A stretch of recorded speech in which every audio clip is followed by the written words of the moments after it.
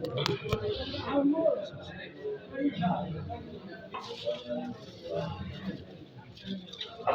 আলাইকুম। ওয়ালাইকুম আসসালাম।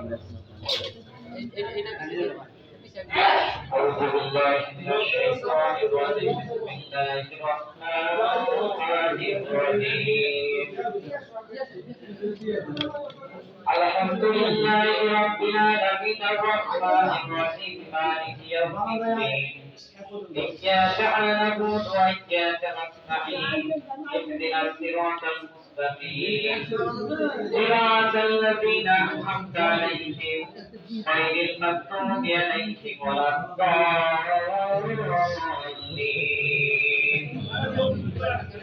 نحمده ونستعينه ونستغفره ونعوذ بالله من شرور أنفسنا ومن سيئات أعمالنا من يهده الله فلا مضل له ومن يضلل فلا هادي له ونشهد أن لا إله إلا الله وحده لا شريك له ونشهد أن محمدا عبده ورسوله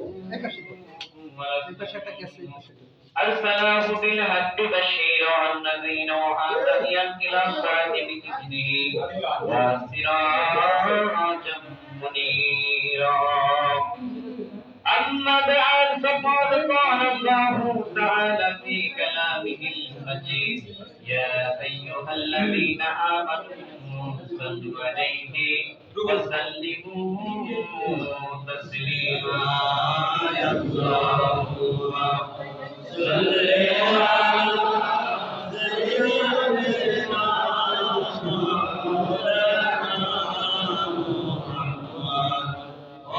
وعلى آل سيدنا مولانا محمد. اللهم صل على سيدنا مولانا محمد وعلى آل سيدنا مولانا محمد. মৃত্যুর পরে আমি যেদিন চলে যাব কবরে, দয়াল মুহাম্মদ রাসূলুল্লাহ দেখতে আসবে আমাকে। আল্লাহুম্মা সাল্লি আলা সাইয়্যিদিনা মাওলানা মুহাম্মদ ওয়া আলা আলি সাইয়্যিদিনা মাওলানা মুহাম্মদ। নবীজির হুসিনাল বারুদ মিশকে আম্বরের চেয়ে চমৎকার, সাহাবীরা এত রূপে করতেন তাহার ব্যবহার। আল্লাহুম্মা সাল্লি আলা সাইয়্যিদিনা মাওলানা মুহাম্মদ ওয়া আলা আলি সাইয়্যিদিনা মাওলানা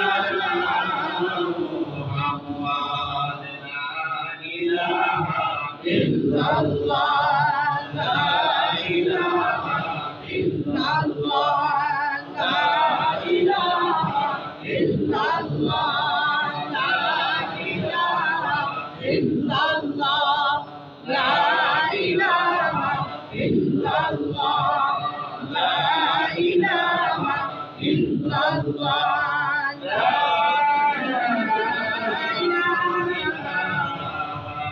ইল্লাল্লাহ মুহাম্মাদুর রাসূলুল্লাহ সাল্লাল্লাহু আলাইহি ওয়াসাল্লাম।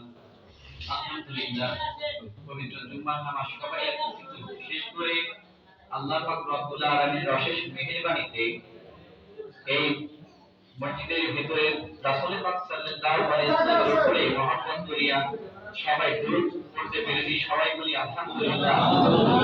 যাকে উদ্দেশ্য করে এই দরুদ শরীফের আয়োজন, তিনি দুনিয়া থেকে বিদায় নিয়ে চলে গেছেন এবং তাকে এক রহমতের জায়গায় রাখা হয়েছে মসজিদের পাশে।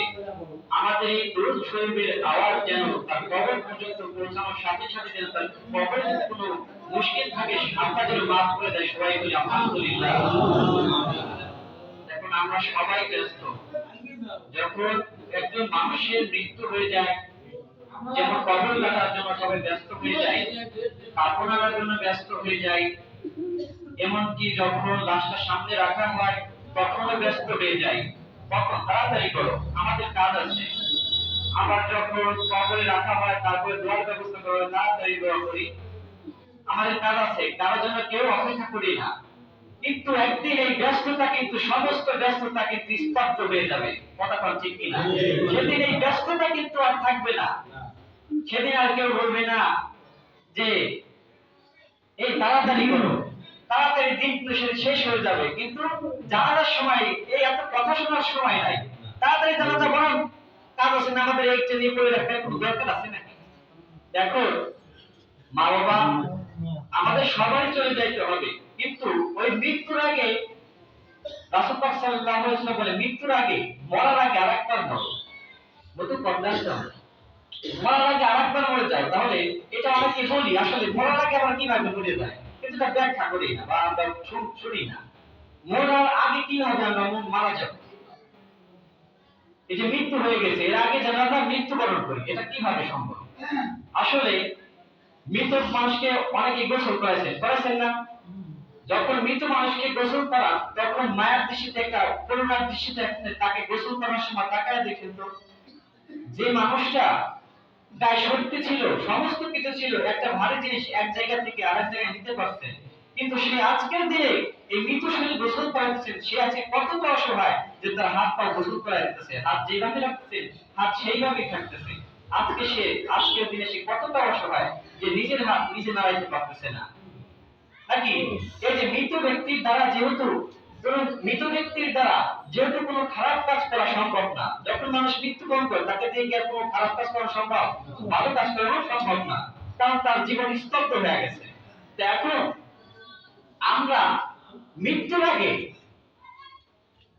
যেমন মৃত ব্যক্তি খারাপ কাজ করতে পারে না, জীবিত থাকাকালীন আমাদের টেন্ডেন্সি থাকতে হবে যেন এই হাতের দ্বারা যেন কোনো মানুষের ক্ষতি না হয়, এই হাতের দ্বারা যেন কোনো মানুষের আঘাত না পায়, এই চোখের দ্বারা যেন কোনো খারাপ দৃষ্টি না দেখে, এই পায়ের দ্বারা যেন কোনো খারাপ স্থানে না যায়, এই জবানের দ্বারা যেন কোনো দিল কাবায় যেন মানুষের দিল কাবায় যেন আঘাত না লাগে।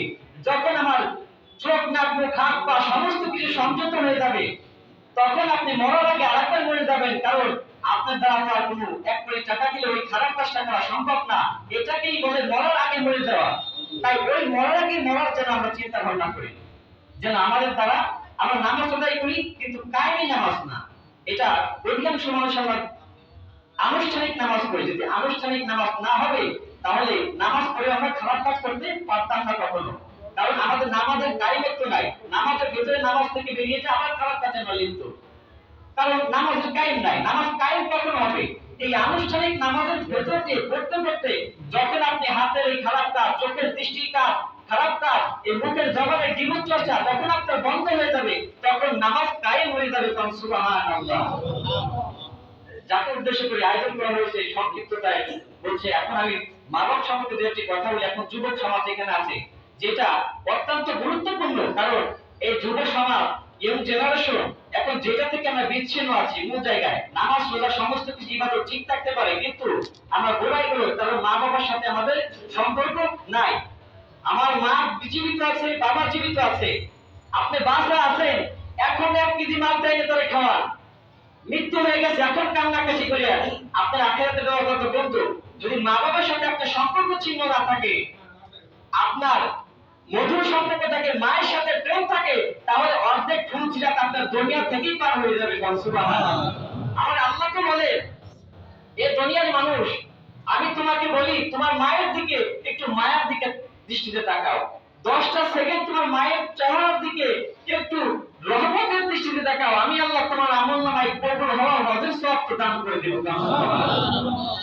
4 লক্ষ 5 লক্ষ টাকা দিয়ে হজ করতে চান, সেটা গ্যারান্টি আছে কি নাই? এটা কোনো গ্যারান্টি কিন্তু কেউ দিতে পারবে না। এত টাকা দিয়ে হজ করে আসি, কবুল হবে কি হবে না এটা আল্লাহ জানে।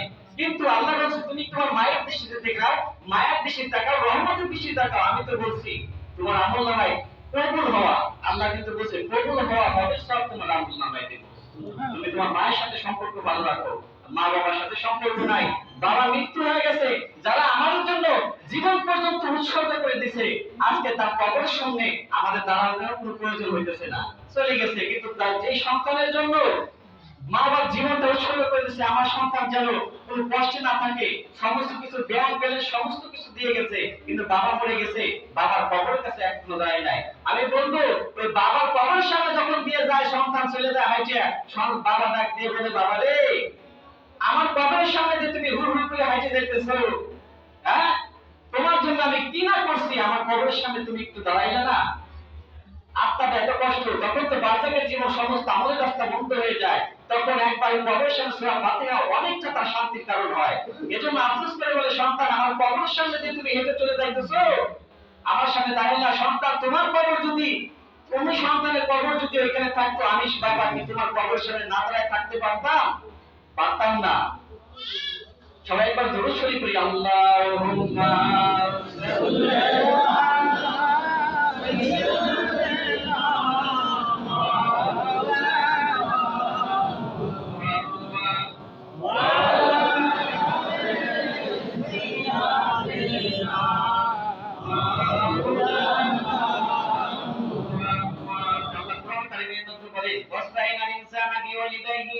حملته أمه وهنا وهني ولا فصاله في دين نشكر اليومين يوم نشكر اليومين।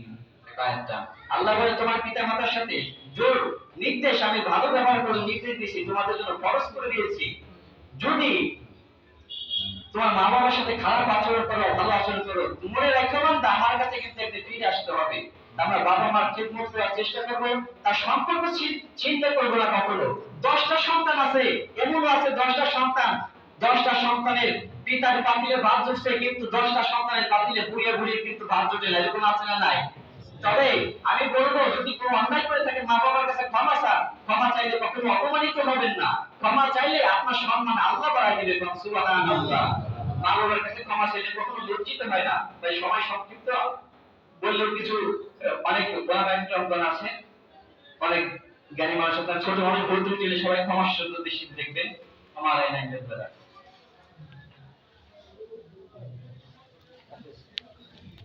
আলহামদুলিল্লাহ, যারা